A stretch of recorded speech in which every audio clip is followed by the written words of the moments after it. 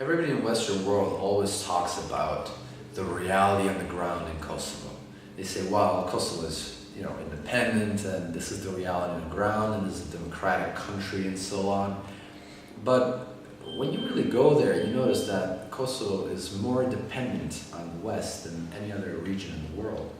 It completely depends on them, and I guess what I realized most about Kosovo when I went there to produce the film Kosovo, Can You Imagine, is that they are completely controlled, they are completely colonized by the West, and this West that is supposedly there to help the people of Kosovo really doesn't care at all about the people of Kosovo, and that is best demonstrated by the amount of care they put into Kosovo's so-called minority, the Serbs and other non-Albanians such as Roma, Muslims and others.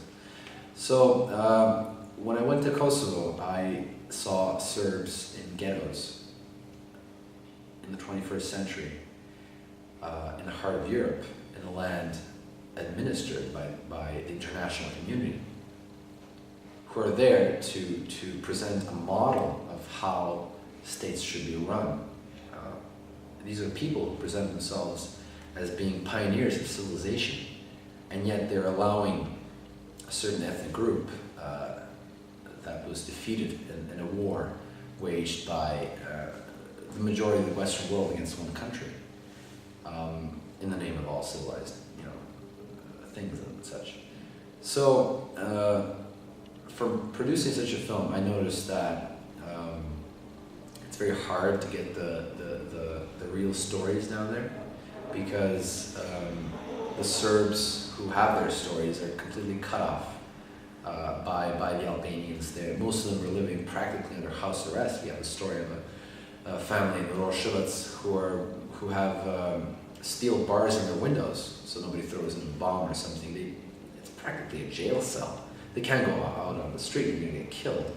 Or for example, the old granny that lives in Pleshina village, who the moment we came there to interview her, the Albanians jumped in to stop the interview and basically asked, "Well, what are we doing there?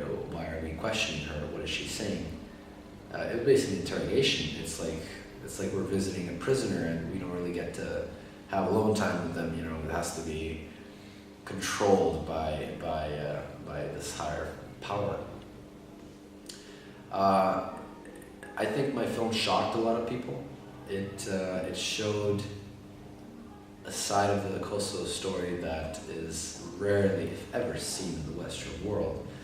And I know that a lot of politicians have seen the film and liked it, and that basically led to the film being shown on Russia Today, which is the first all-digital Russian TV channel in English, shown in over 60 countries over the world, which has a great impact because the larger the number of households that see the film, the wider the message is spread.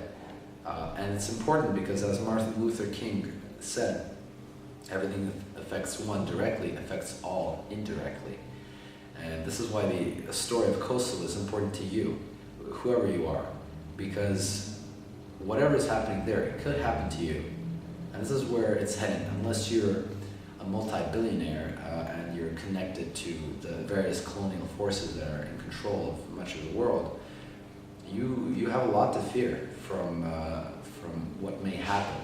And Kosovo is an example of a territory that has been at the pinnacle of civilization, where Christianity itself was defended throughout the centuries. And now Christian churches are being destroyed. And the destruction of these churches is being allowed by people who present themselves today as the high point of civilization.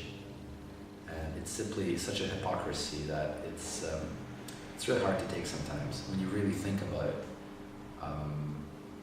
And I hope that the effect on most people of my film was to take action, to do something. It doesn't mean they have to go there and make a film. It doesn't mean that they have to, sell their house and give them all the money. But if everybody does a little bit, can make a change. And you know, if this 19-year-old kid can go there and make a movie and get it on TV,